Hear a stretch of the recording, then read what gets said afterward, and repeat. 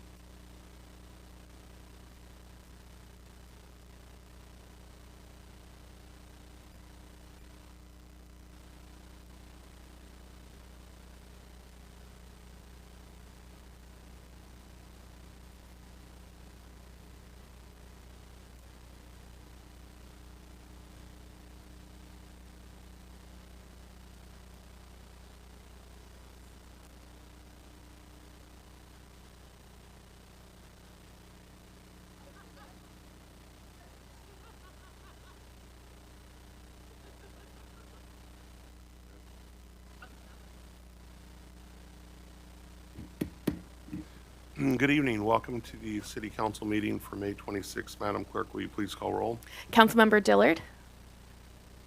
Here. Councilmember Lothian? Here. Councilmember Suzuki? Present. Vice Mayor Cazares? Here. Mayor Rapastathis? Here. We begin every meeting with an invocation and flag salute, and tonight the flag salute invocation will be led by Councilmember Suzuki.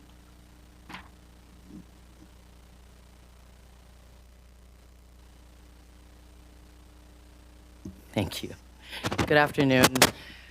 If you would please bear with me, I'd like to do a traditional invocation today. Let us pray. Gracious God, the God of Abraham, of Isaac, and of Ishmael, the God who calls us in every tradition to love our neighbors as ourselves, we come before you tonight with heavy hearts. Last Monday, in our own region, 3 men were murdered at the Islamic Center of San Diego in an act of pure hatred. Amin Abdullah, a 51-year-old security guard, Nadir Awad, a 57-year-old teacher, and Mansour Kaziha, a 78-year-old caretaker who had served his community since the mosque was built in the 1980s. These men distracted and delayed 2 gunmen, and in doing so saved the lives of the many children and staff who were inside that mosque. They did not hesitate. They ran toward danger so that others might live. They were heroes, and we honor them tonight by name. Lord, we ask you to hold their families in your mercy. We ask you to comfort the children who were inside those classrooms, and we ask you to heal a community and a country that is hurting. And we ask you to search our own hearts. As we approach the 250th birthday of this nation, this grand American experiment in pluralism and freedom, let us be honest with ourselves. There is no room in that celebration and no room in this city for the poison of religious hatred, not against Muslims, not against Jews, not against Christians, Buddhists, Sikhs, Hindus, or any people of faith or conscience. We are not a nation of one tribe. We are a nation of many, bound together by the audacious belief that all of us are made in the image of something greater than ourselves. May the memory of Amin, Nadir, and Mansour call us to be worthy of that belief. May we govern tonight and every night in a spirit of peace, of justice, and of human dignity. Amen.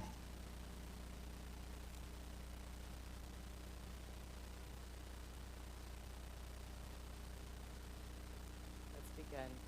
I pledge allegiance to the flag of the United States of America and to the republic for which it stands, one nation, under God, indivisible, with liberty and justice for all.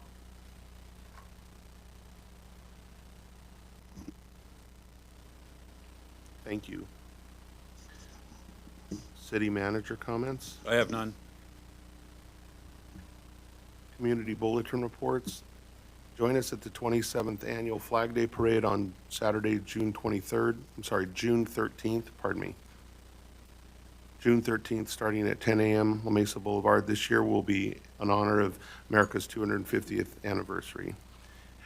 As part of America's 250th anniversary celebration, we're hosting a free screening of Captain America during summer's first movie in the park. It'll be shown at Harry Griffin Park Amphitheater Friday, June 12th.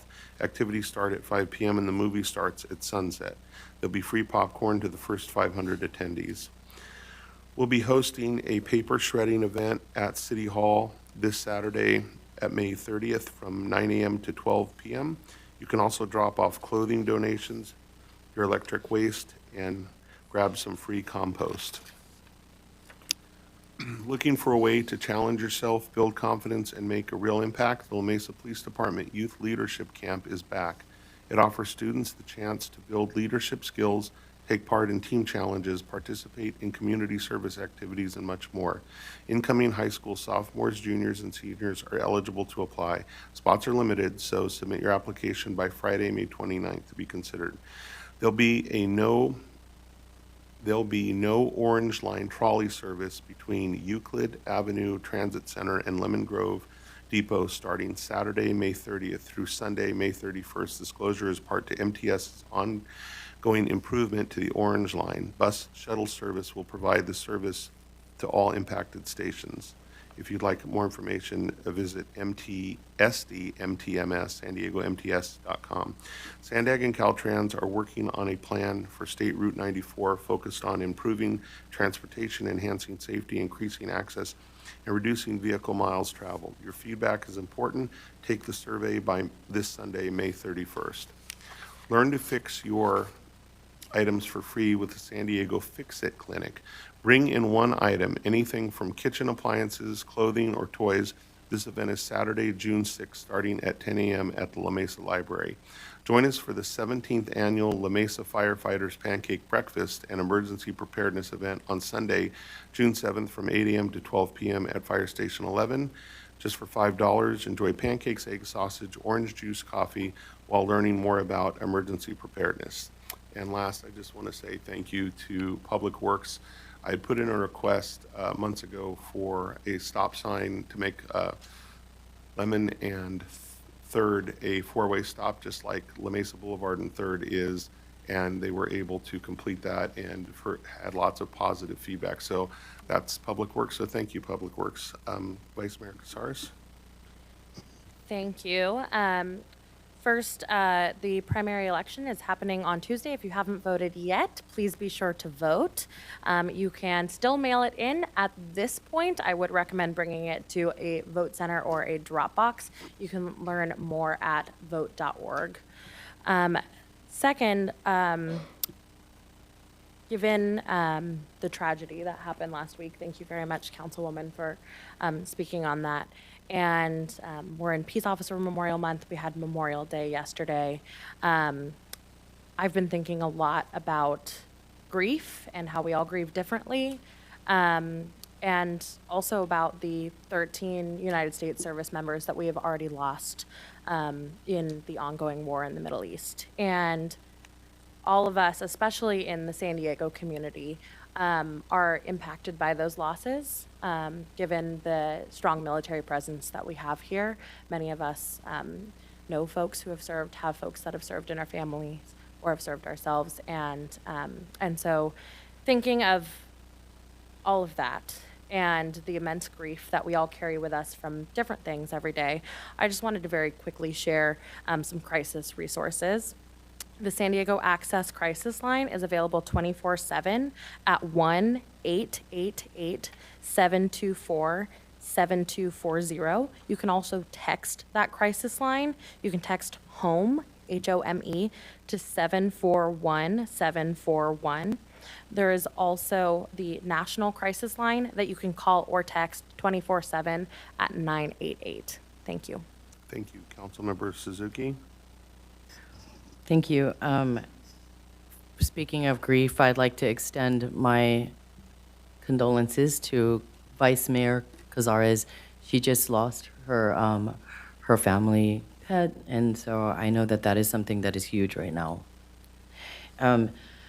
The Classic Car Show is coming up. I think it's on June 4th or June 4th. Yes, June 4th. And so I'm excited about that because I love to see them. And down our boulevard, it's part of what makes La Mesa so cool and special, having that, that recognition of the past. So please, I hope to see you. And I'm also enjoying the farmer's market going half an hour later. So thank you. Thank you. Councilmember Lothian? Nothing. Councilmember Dillard?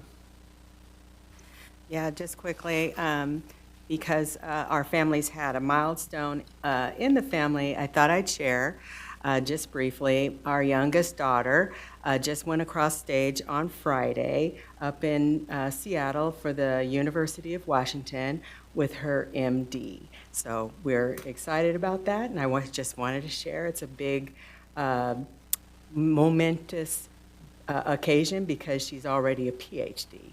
So she was the only child that went across stage with an MD, PhD in the entire medical school student body. Yeah.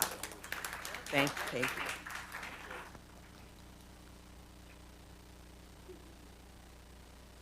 Congratulations. Additions and or deletions by staff or council?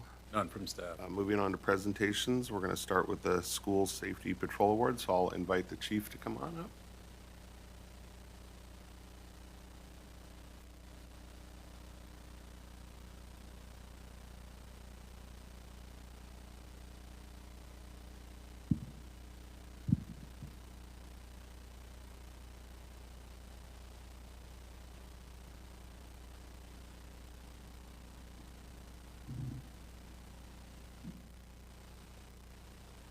So actually, thank you for being here. We're excited to work away each year. We have AJ Watkins, our school resource officer. Read the names, and if you come up, get your hand, and we go around the diet.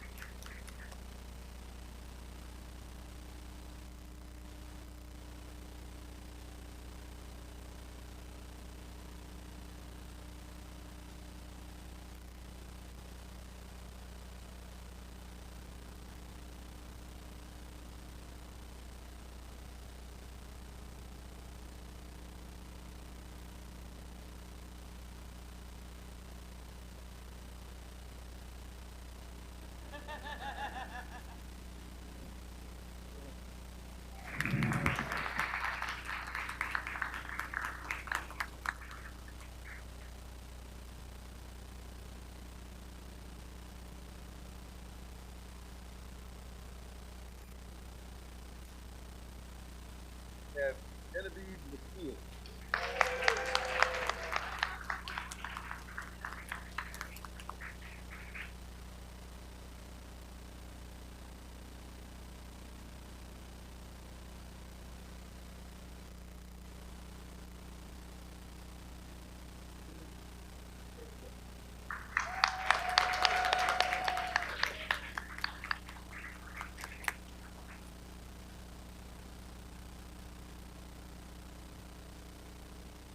Last we have Violet Garland.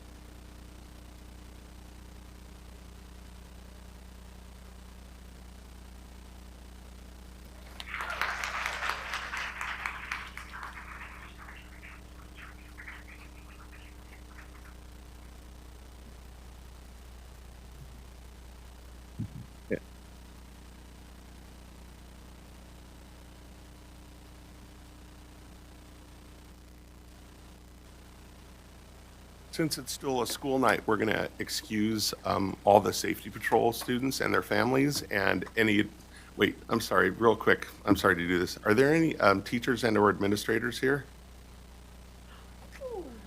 Sorry. Sorry to make you do this.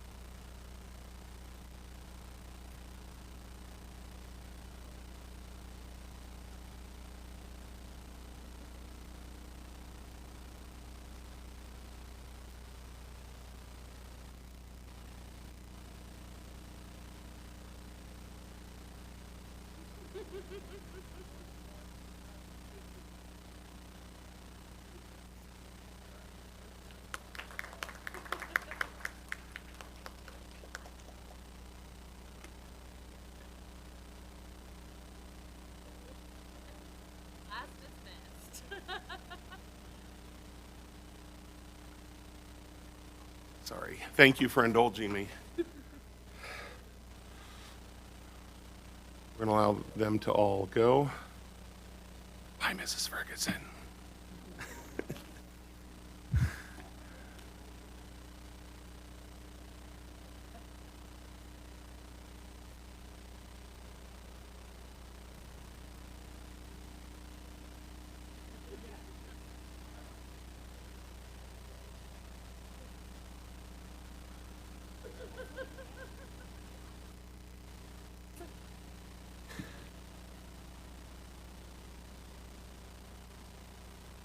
Let Ms. Rowe get the doors. Thank you. Just real quick while they're doing that, I just say really quickly, we appreciate La Mesa Police for continuing helping every school staff and train their safety patrol. Actually, it's the faculty advisor at each school that volunteers. It is a volunteer job, and it's every morning and every afternoon. I was the advisor at Murdoch, La Mesa, Lemon Avenue, La Mesa Arts Academy, and Rolando, and it's a lot, but it's a very important thing. It teaches them responsibility. It also does help with traffic control and teaches them the safety, because when you're out on safety patrol, I was a safety patrol captain at Lemon Avenue, and then I was in charge of safety patrol as a teacher. But we appreciate the police working with the teachers and the schools, so that program has not gone away. So we appreciate that. So thank you, Chief, and everybody on your staff that helps. So, okay, moving forward. Our next proclamation is Juneteenth. June 19th is Juneteenth, and we're going to have Councilmember Gillard read this. Thank you, Mayor. Whereas President Abraham Lincoln issued the Emancipation Proclamation on January 1, 1863, and declared that all persons held as slaves within rebellious states are and henceforth shall be free, paving the way for the passing of the 13th Amendment, which formally abolished slavery in the United States of America. Whereas Juneteenth is a nationally recognized holiday and an opportunity to celebrate human freedom, honoring the legacy of the last enslaved African Americans in Galveston, Texas on June 19, 1865, and rededicating ourselves to rooting out systemic racism that continues to plague our society as we strive to deliver the full promise of freedom and equality for all Americans. Whereas Juneteenth, also known as Juneteenth Independence Day, Emancipation Day, Emancipation Celebration, and Freedom Day, is the oldest known celebration commemorating the ending of slavery in the United States and has been celebrated by the African American community for over 150 years. Whereas Miss Opal Lee, revered as the grandmother of Juneteenth, championed the cause with unwavering perseverance and selfless sacrifice, leading the historic effort to establish Juneteenth as a national holiday.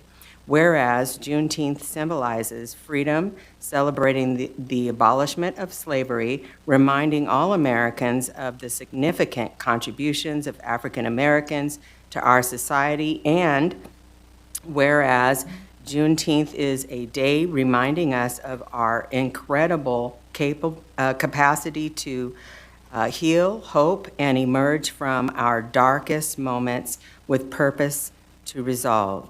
Now, therefore, I, Mark Abrapathasis, 23rd Mayor of the City of La Mesa, and the entire City Council, do hereby proclaim the 19th day of June 2026 as Juneteenth National Independence Day. And I'm sorry, I said your name wrong, but I'm tired. But It's okay.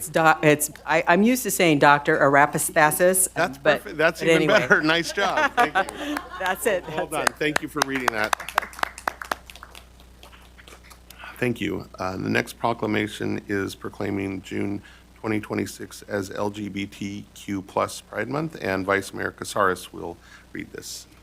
Thank you. I'm going to read it, but before I begin, I want to congratulate openly LGBTQ police captain Katie Lynch. She was honored just last week at the Harvey Milk Diversity Breakfast for her leadership with a very big honor, the Phil Collum Leadership Award. So I want to congratulate her first. Now I'll read the proclamation. Whereas lesbian, gay, bisexual, transgender, queer, and diverse identities and orientations LGBTQ+ Pride Month is celebrated each year in the month of June. Whereas Pride Month honors the 1969 Stonewall Uprising in Manhattan, which was a tipping point for the gay liberation movement in the United States. The first Pride March in New York City was held on June 28, 1970, on the one-year anniversary of the Stonewall Uprising. June 2026 marks the 57th anniversary of the Stonewall riots and annual LGBTQ+ Pride traditions. Pride Month is a time to recognize and celebrate the impact of LGBTQ+ individuals locally, nationally, and internationally, and the freedom to be themselves. The fight for dignity and equality for LGBTQ+ people are reflected in the tireless dedication of advocates and allies who strive to make this a more inclusive society. The City of La Mesa is committed to fostering an inclusive community that welcomes and empowers all. The City of La Mesa is strengthened by and thrives upon the rich diversity of racial, ethnic, cultural, gender, and sexual identities of all its residents, all of which contribute to the vibrant character of our city. Now, therefore, Mayor Mark Arapastathis, the 23rd Mayor of the City of La Mesa, and the entire City Council do hereby proclaim June 2026 as LGBTQ+ Pride Month in the City of La Mesa, and encourage all residents to eliminate prejudice wherever it exists, to celebrate our great diversity by celebrating our LGBTQ+ families, friends, and neighbors. I was just gonna say one more thing. Go ahead. As the first and only openly LGBTQ council member, I want to thank every single member of our council and our leadership here at the city for being incredible allies, not only to me, but to everyone in our city. So thank you all. Thank you very much.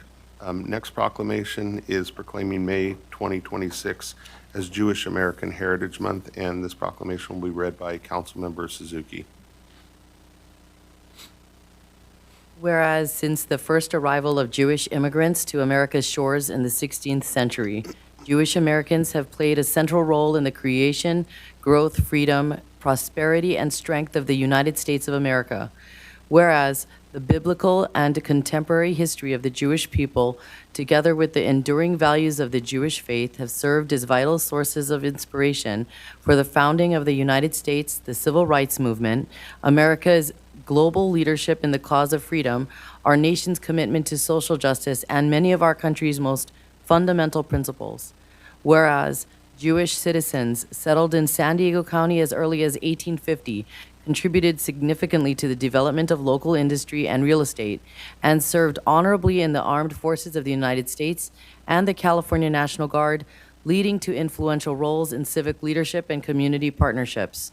Whereas Jewish Americans have made profound contributions to the arts, entertainment, science, and technology, government, business, culinary traditions, and countless other fields, helping to shape and enrich American culture and society. And whereas for more than 4 decades, every president of the United States has recognized and celebrated the contributions of the Jewish community to the history, heritage, and culture of the United States. And since May 2006, the month of May has been officially designated as Jewish American Heritage Month, pursuant to a bipartisan resolution of Congress. Now, therefore, Mark Arapastathis, 23rd Mayor of the City of La Mesa, and the entire City Council do hereby proclaim the month of May 2026 as Jewish American Heritage Month in the City of La Mesa, and call upon all residents to commemorate this occasion by celebrating the enduring contributions of Jewish Americans to our nation and communities.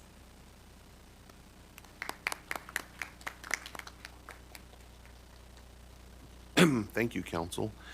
Next are public comments. Our first speaker is Barbie Wheeler, followed by Dawn Marie Toll.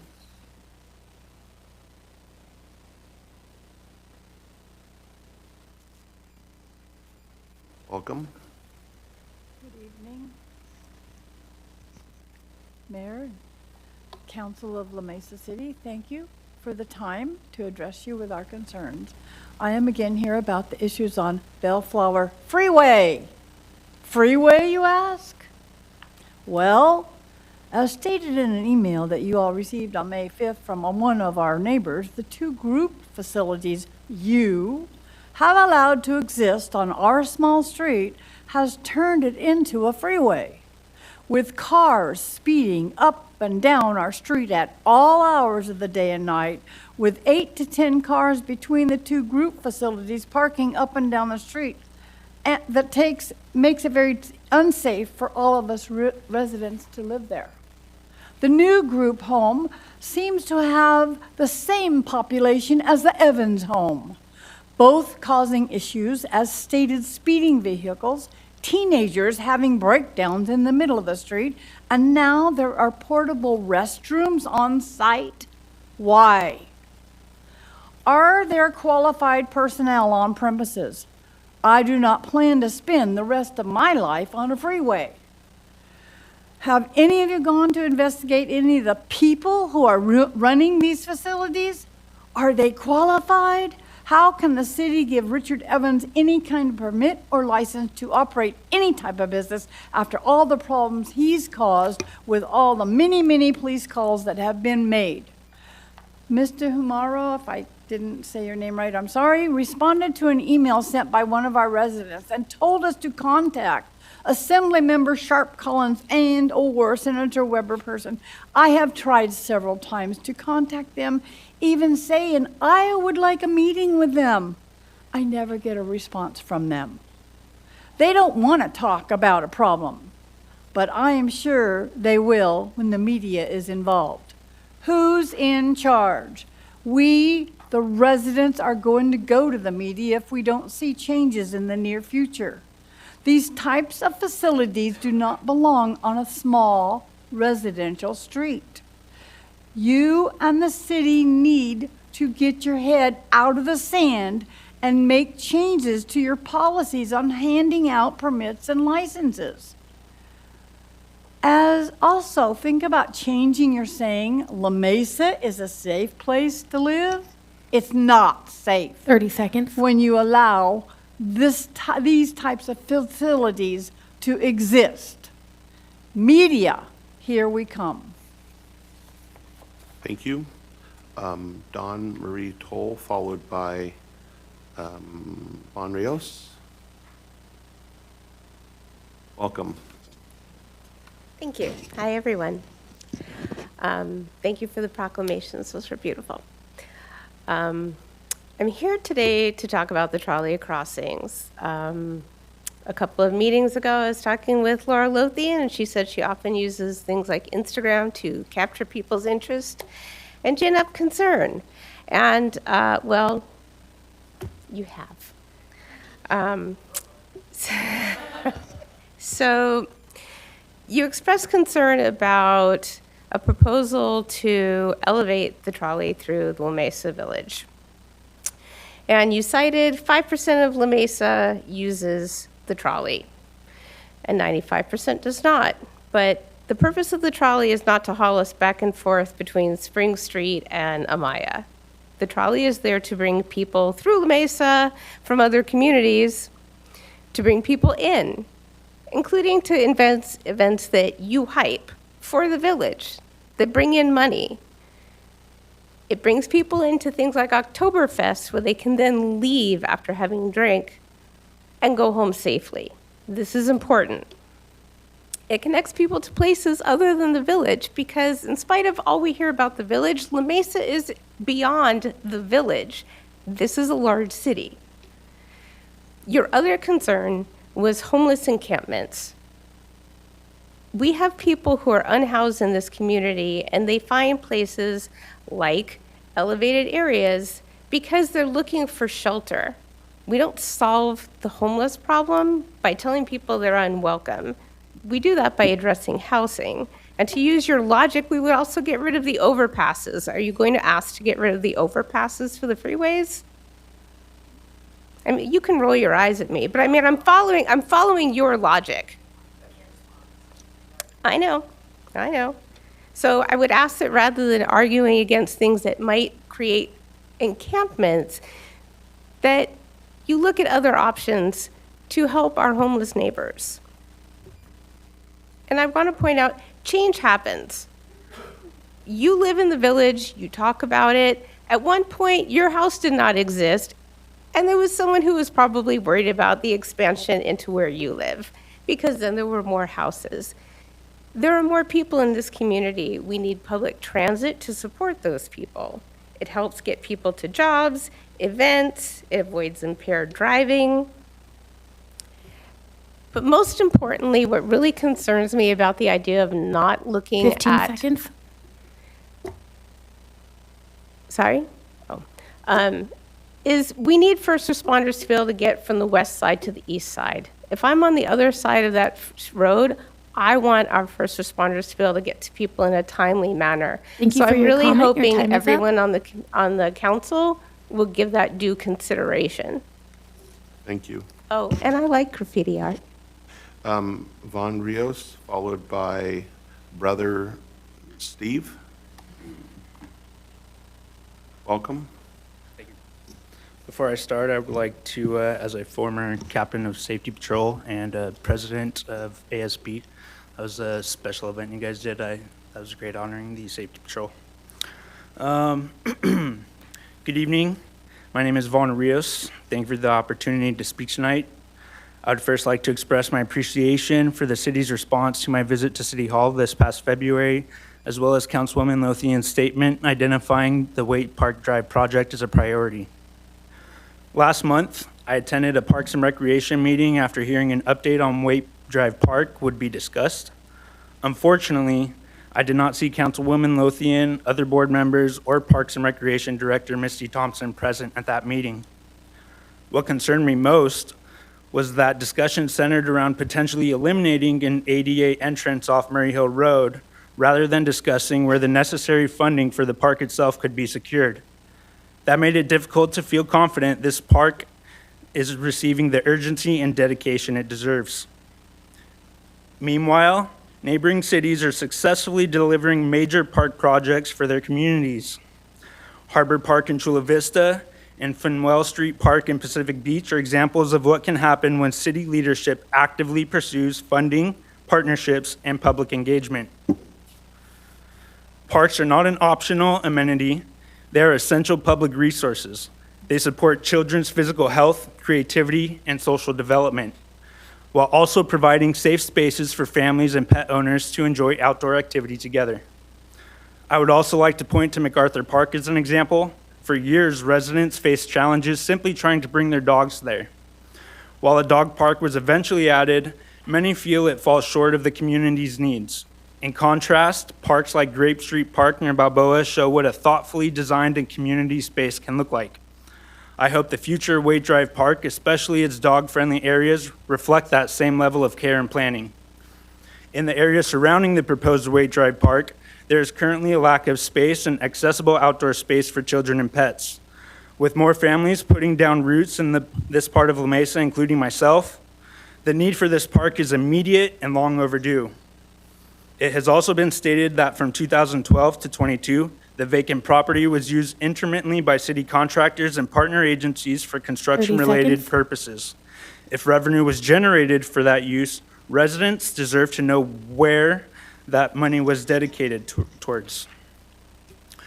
We have seen park projects like Collier Park move forward through outside partnerships and private support. The city of San Diego even partnered with companies like Zoom Recreation to help bring park projects to life. I strongly encourage the city of La Mesa to pursue similar opportunities for Waite Drive Park.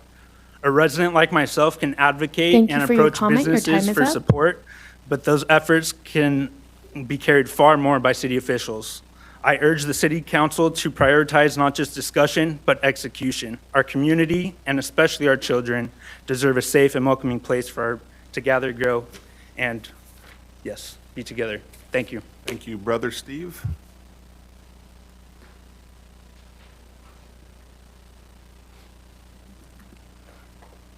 Welcome.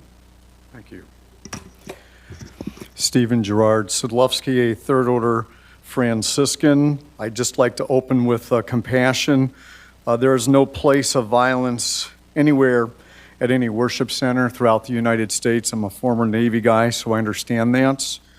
And I also am a pro-life speaker, so I also say there's no place for violence, even in the mother's womb, because we're now in the Mother's Day to Father's Day time frame now. So congratulations, moms and dads here too.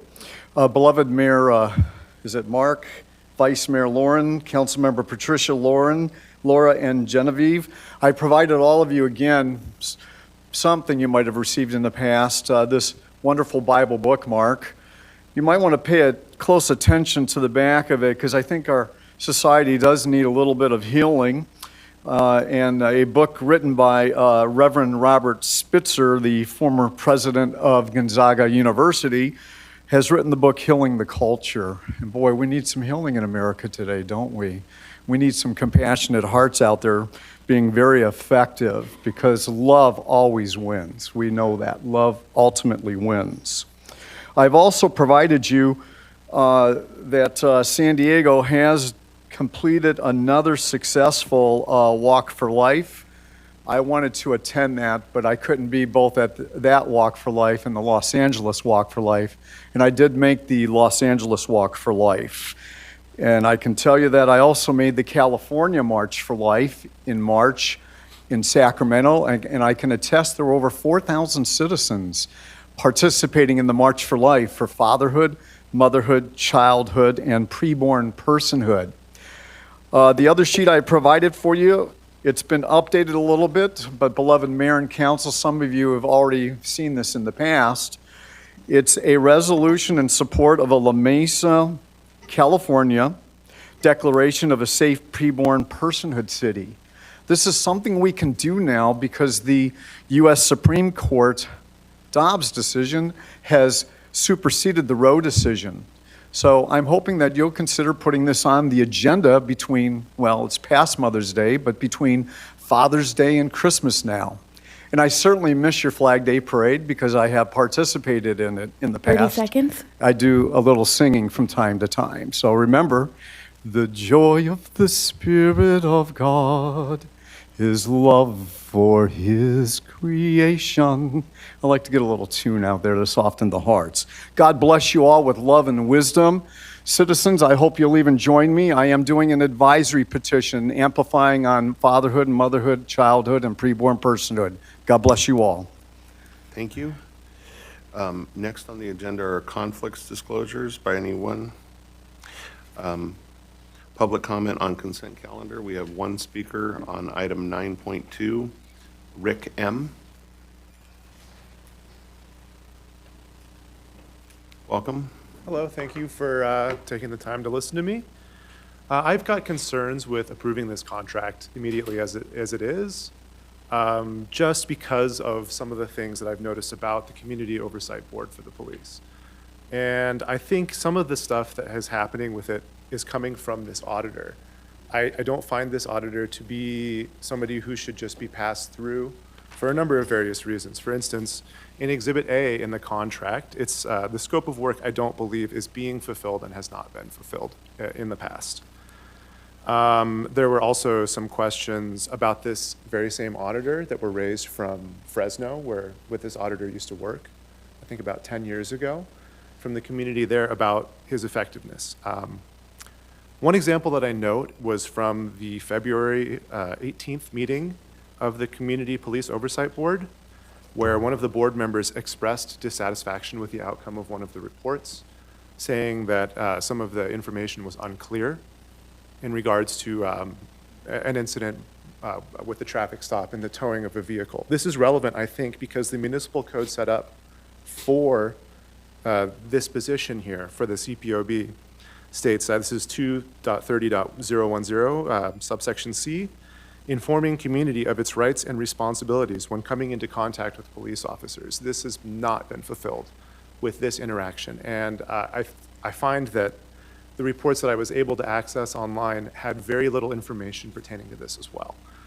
And in general, that I think would aid the CPOB a lot more if there was a more competent auditor appointed. Also, the expense is quite great for this position, for what is admitted in the same meeting by the auditor himself as a very light workload.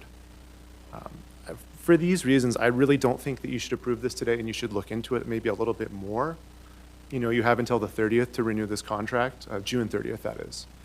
And I think maybe you should take a little bit more of a look in there. I mean, there's some other things that don't speak directly to evidence of what I think is incompetence in this matter, but, like having a basketball game on in the background while he's on a Zoom meeting with the CPOB. You can see in the reflection of one of his framed photos in the back. It's not, like I said, that could be 30 fine. seconds. Some people need that, but I think there are some other concerns with the CPOB, but this one should be addressed here at this meeting because this is on the agenda.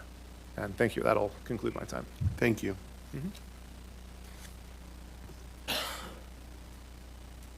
Yes. I would, if we're moving on to the consent We are, calendar, yes. I'd like to pull item 9.2 and move it to the next meeting because if that's possible, I would like to do a little bit more due diligence. As someone who served on the police oversight board, I personally had a great experience with this auditor, but I do think, given the speaker that we just had, we should pull it and move it to the next meeting. I'm just going to ask a question of the city manager to see if it's Absolutely. time sensitive. Is it? Then we can pull it. Yes. Okay, excellent. Councilmember Dillard? I want to ditto Lauren's sentiments. This is the first time that I've heard of it. I served on the task force that started the CPOB, and I also worked as a board member on the CPOB. And I had not experienced any difficulty. However, I appreciate your comments, and I do feel that we do need to look into this and make sure that if there are some discrepancies or incomplete work, that we definitely look into it and also, communicate with at least the chair and the chief. Okay. Thank We don't you. need a vote on that, do we, to move to, okay. Would anyone like to pull item number 9193 to 99? Any items? Okay. Someone move the calendar? I'll motion to approve the calendar 9.1, 93 through 99. Second.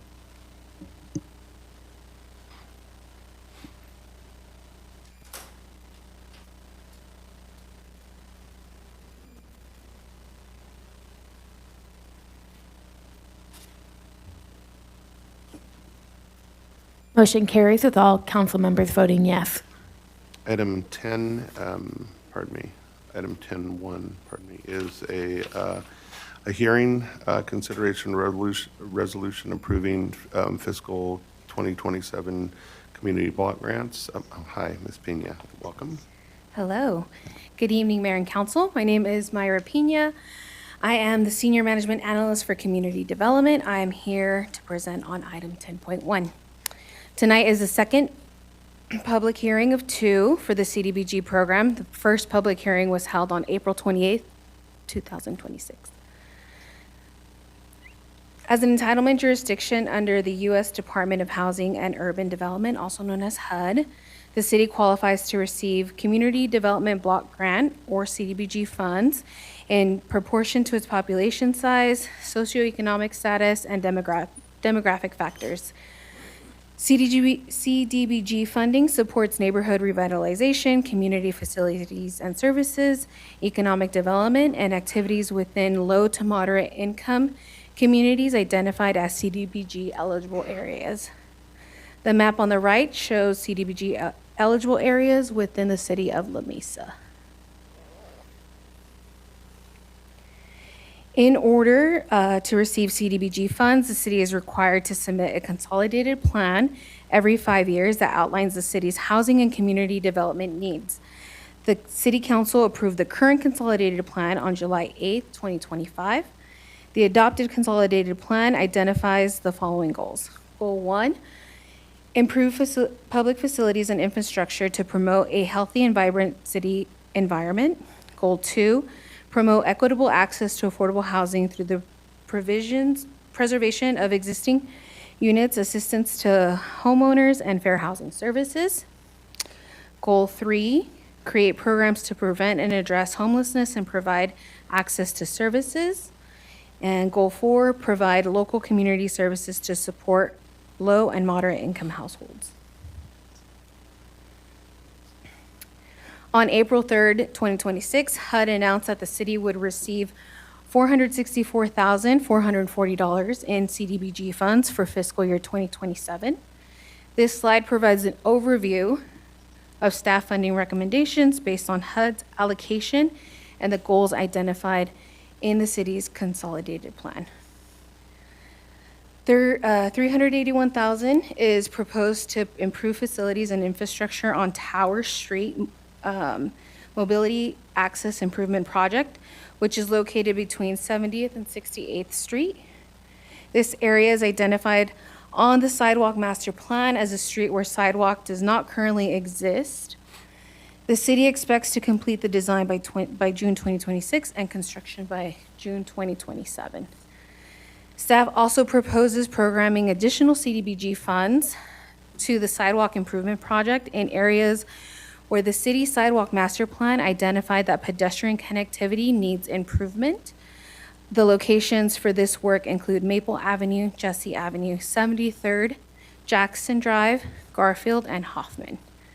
Additionally, can you go back to the other slide? Thank you. Additionally, staff proposes $30,000 to CSA San Diego, a public service program that provides fair housing and tenant landlord services to residents of La Mesa. $50,000 for administrative activities such as environmental reviews, monitoring, reporting, and outreach. $6,440 for housing-specific administrative cost, including oversight of the prior home rehabilitation loan program and down payment and closing cost assistance program. Next slide, please. As part of this year's action, staff is proposing an amendment to fiscal year 2025 CDBG annual action plan to reprogram $150,000 previously allocated to Nancy Drive Street Improvements activity.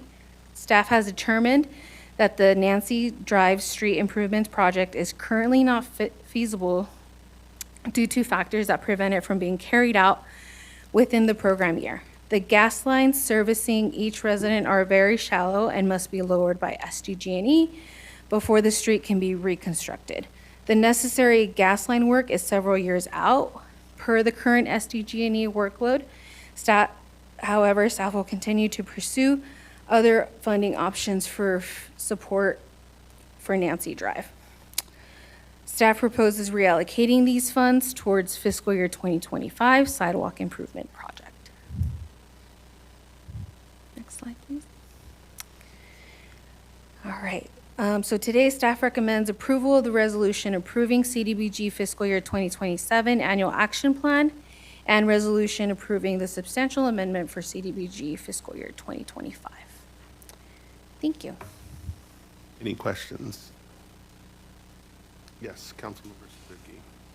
Oh, no, I'm sorry. Oh, I'm sorry. No, good job. Thank you. Thank you. Those questions, I'll make a motion to close the hearing.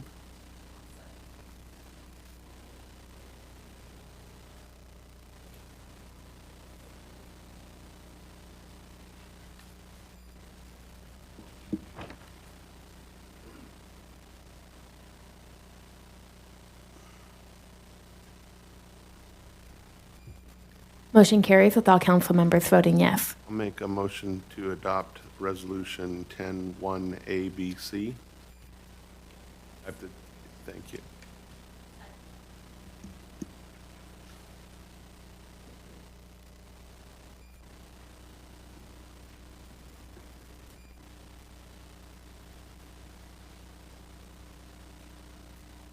Motion carries with all council members voting yes. Thank you. Item 11-1 is council initiated by Vice Mayor Casares and Councilmember Lothine. I'll hand it to them. Okay. All right. Thank you, Mr. Mayor. Downtown La Mesa is actually having a good problem. It's become so popular and so crowded that in our infrastructure, our parking infrastructure hasn't kept up. And so what we're finding on, like today, I had a news interview and it was Tuesday at 11 and there was no parking. And there's no event going on at Tuesday at 11. So Thursday nights, Friday nights, Saturday nights, Sunday nights, very crowded, no parking spaces, farmer's market, car show, it's just packed. So Right now, a parking structure is just not in the cards. It would cost too many millions of dollars. I think it might be down the road. So Vice Mayor Cazares, one of our parking commissioners who wants to remain anonymous, and I and our golf cart cruised every street in the whole downtown area looking for hidden parking spaces. And we found a bunch that were hiding, we think, in plain sight. So tonight, I'm going to make 5 suggestions on what the city can do, almost at no cost, very low cost, on how we can bring anywhere from 20 to 50 to 60, maybe even 100 parking spaces with our current infrastructure. So the first one, and I'm going to start with the easy ones. So we have a business called Coin House, and it's on Allison, and in front of it is a red curb, and you can't park on a red curb, and it's about 90 feet long. Per California laws, and this is everything I've been doing through Google and AI and all that, you only need 15 feet of red curb. So that's 75 feet of red curb that could be parking spaces. And you could fit probably 4 vehicles in that space. So turning that red curb into regular gray curb. The second thing, there is a building at 4719 Palm Avenue. It has had a white passenger loading and unloading zone forever, for decades. There is no passenger loading and unloading. It's not a school, it's not a church, it's not an airport. It's just it's a business, it's an office with a parking lot. So it's unnecessary to have that as a passenger loading and unloading zone. That would give us 2 to 3 parking spots. The third thing, and this is when it starts to get a little different, and I think it'd be something that could put us like above other cities in San Diego. So we have a lot of spaces in our parking lots and also on La Mesa Boulevard that are too small for cars, but they're big enough for a golf cart. And so these street legal golf carts have become like a really big, growing, popular transportation trend. So you've been seeing them all over Coronado, PB, La Jolla, Del Mar, everywhere, but you're also seeing them now all over La Mesa. I was at Highwood Park playing pickleball, and there's 3 golf carts, not including mine. And so it was like, okay, it's becoming a really popular thing. So when those golf carts come in downtown, they're taking up car spots. So what if those golf carts took up other spots that are otherwise wasted? So currently on La Mesa Boulevard are these metal bike rack rings, and they're taking up these triangular spaces. We also have sidewalks with large bump outs that also have these bike racks. So if we took these bike racks off the street, put them on the edge of sidewalks where there was no disruption to the flow of pedestrians, we would be opening up these triangular spots. Now, what I think would be really cool is if we ended up doing, not just, people are going to see it and not know what it is. So for instructional reasons, and also for, like, again, something civically interesting, if we did a golf cart stencil and a motorcycle stencil, because these are spots that'd be good for motorcycles. If we did that, it would be, people would know what it was for, but again, it sets us apart. We'd be the first city in San Diego County that has designated golf cart parking. And that's just the kind of thing that makes people talk. So I think that would be a really very cool thing. The fourth thing is we have something called parking tees. We've already implemented them on Palm Avenue, La Mesa Boulevard, Hercules, parts of Lemon. They're very effective at making people park courteously and efficiently, because it's very common for someone to pull up to a spot, not really paying attention where they are, and they inadvertently take up 2 spots with their 1 car, or 2 cars will take up 3 spots, and then it becomes a domino effect. And then when you look at the entire block, you recognize that 2 spots or 3 spots have been wasted. So if every street in the downtown area had the parking tees, they're just little white painted parking tees, that efficiency would add 1 to 2 cars per block. And again, when we have the new restaurants coming in, the new ice cream coming in, the new apartments coming in with deficient parking, we're going to need every single parking space we can get. And then last but not least, in the Allison parking lot is a triangular dirt median. Currently, there's a dumpster at its edge, and it does have 5 trees. It's not a park, it's not a playground, it's not a green space. It's just, again, it's a median, but it does have 5 trees. I'm making the suggestion that we turn that median into parking spaces, customer parking spaces. Out of all the suggestions I've made on Instagram and online, that's the only one that's gotten resistance, because people love trees. I love trees. And so people are like, don't cut down the trees. So I just want the public to know the city of La Mesa maintains 10,037 trees. 6,700 of those trees are on our streets. We respect trees. We are a Tree City USA since 1980. If staff says, yeah, you can, remove those trees and we'll put 5 trees elsewhere, I hope the city and the community understands the trade-off. So I know our businesses are very nervous about losing customer parking. No customer parking, no customers, and our businesses are going to hurt. I want to emphasize to city staff that we are, per our city manager, a culture of yes.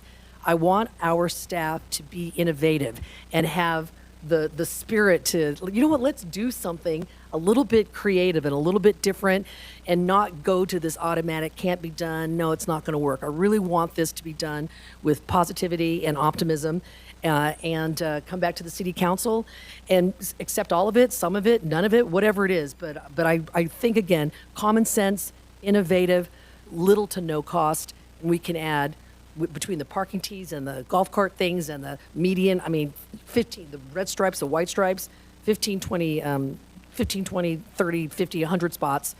We're only dealing currently with the east side of Spring Street. We're going to come back at a later date with the west side of Spring Street, but I just wanted to take, one chunk at a time. And that's my presentation. Thank you. So Councilmember Lothian approached me with this idea and our parking commissioner to come and take a look and see where we could find parking. I want to first say I did see some comments that were specifically talking about how, we don't want to be a car city, we want it to be safe for pedestrians and whatnot. That is not what we're trying to do here. A lot of what we do on the city council is little fixes. Some of them are temporary fixes.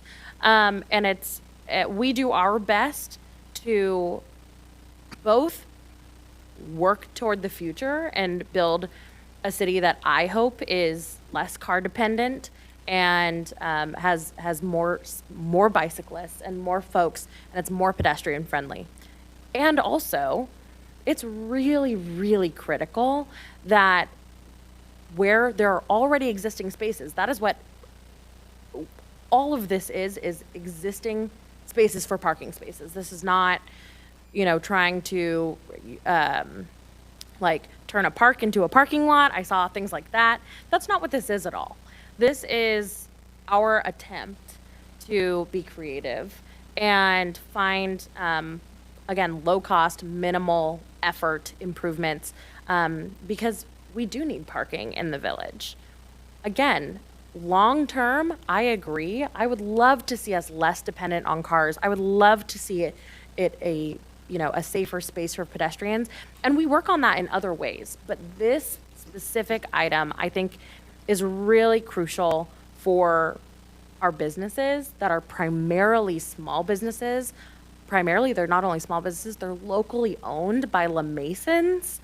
And I think that we can get really creative here. I also think it's important to reaffirm that this is assessing the viability and implementation. We're not saying we're going to be able to do all of these right now. Parking tees, hopefully we'll be able to do them ASAP. But the others might need a lot more thorough of an investigation by the professionals. Councilwoman Lothian and I are not professionals in this field, but we do represent the city of La Mesa just like all of us do. And we want the best for our residents and for all of our small business owners, especially those that have been with us for a long time. We don't want to drive anyone out. And so I just wanted to address some of the things that I had seen because they are from people who I agree with, but this is something that we are trying to do to help our city be more vibrant. And we're going to continue to do other things to ensure that we become a less dependent on cars and can continue to bring more folks in, including expanding the trolley and other services like that. So I just wanted to address what I had seen because I think this is pretty common sense and a really great idea, and I was really glad to be a part of it. And special thank you to our parking commissioner that does want to remain anonymous, but this was brilliant. Thank you for those comments, and it is utilizing what's already here. One speaker. Okay, go ahead, Councilmember Suzuki. Sorry, I have a few questions. The first question I have is, so the loading zone in front of Turpin and Rattan, what is that loading zone for? Do you guys know? Yeah. I actually went into Turpin and Rattan and I asked them, I said, why do you guys have a white passenger loading, unloading zone? And they're like, we don't know. Oh, it's been here since long before we were here. We like it, but it's not, there is no passengers loading and unloading. They also do have a private parking lot, and it is also 1/2 block from curbside and restaurants and retail. It's a really valuable spot. I drive by it all the time, and it's just empty, and it's just wasted space. Okay, so that is helpful, actually, because I think that that's important to, and I'm sure the staff is going to figure out how it's used. Just because my mom, she's 92, she lives with us. Sometimes we need loading zones to get her out of the car and we can walk to things. And if we can't find a parking space, we got to find a place to.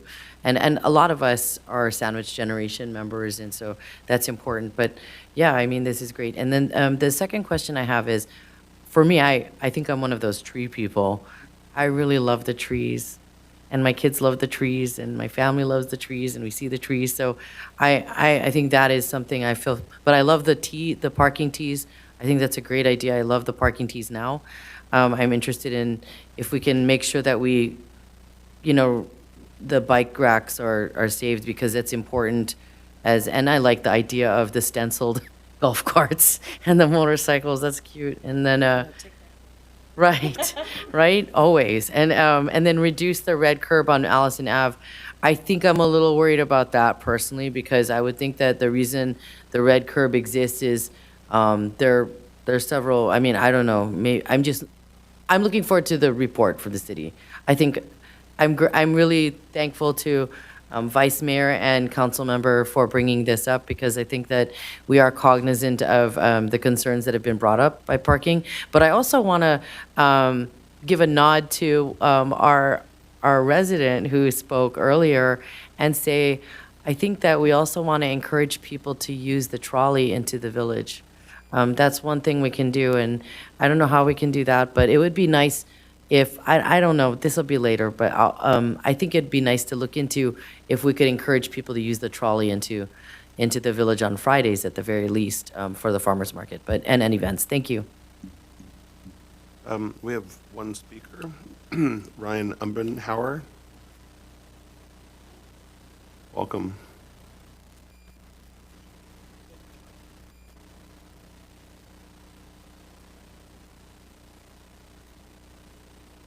Tap the one more time. Tap it one more time. There you go. All right, let's start over. So good evening, members of the City Council. My name is Ryan Umbenhauer, and I am a La Mesa resident, as well as a financial advisor with my business in the La Mesa Village. I am very proud to be a part of this community. It is a sense of pride when I talk to my colleagues that I get to be deep in the La Mesa Village, to be part of what goes on around there, the walkable space that we have. But definitely one of the biggest challenges that we have is parking. My clients often consider parking availability when deciding how and when, if they are going to visit my office. And I felt it personally as well when I bring myself, friends, and family to downtown to enjoy dinner or spend time together. Having to circle longer than expected to look for parking is quite a frustration. I really appreciated Councilmembers Lothian's encouragement to come out here today to speak about this. I appreciate the proactive and creative approach to finding parking opportunities and looking for thoughtful and intentional ways to create better efficiency in spaces that are underutilized or could have been better utilized. Also, it's very exciting to possibly have the idea of being the first San Diego city to have golf cart parking, as well as being a regular motorcycle rider. I would very much appreciate having dedicated motorcycle parking, which not only gives us protected space for our bikes, but also reduces the spaces that we are taking up for cars, which we try to be very conscious of, or at least most of us do. So I think all of this will create a much more robust and welcoming downtown experience. More accessible parking means more customers, longer visits, and stronger businesses. And where our local businesses thrive, I think the entire community benefits from not only increased economic activity, but to a more lively and welcoming downtown. La Mesa truly is the jewel of the hills, and so I'd say let's make this easier for people to experience it. Thank you very much. Thank you.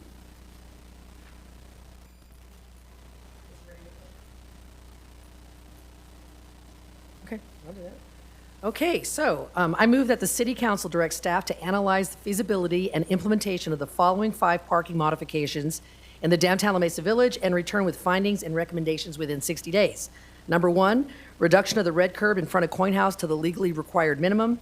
Number 2, conversion of the passenger loading zone at 4719 Palm Avenue to metered parking. 3, establishment of designated golf cart and motorcycle parking, including pavement stencils in spaces freed by relocating existing bike racks to adjacent sidewalks. Number 4, installation of parking team markers throughout the downtown La Mesa footprint.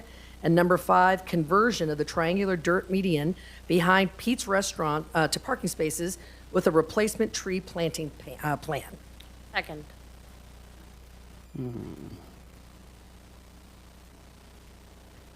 I know, that's me. Sorry, Mayor, it looks like somehow you got kicked out of the system. Do you mind saying your vote aloud? Yes. That is my vote and the answer to your question. Motion carries with all council members voting yes. Thank you. Council committee reports, Vice Mayor Casares. Councilmember Suzuki. Councilmember Lothian. None. Councilmember Dillard. Anyone travel? Yes, I did. On May 13th, I went to Sacramento the day after our council meeting, and I went to Sacramento to participate in the Cal CCA 2026 conference. And as part of my board member duties for San Diego Community Power Board, and it was a great experience, and it opened my eyes to the things that we can accomplish. And I'm really glad that we are part of San Diego Community Power Board and supporting renewable energy in California. Thank you. City attorney comments. We're adjourned until June.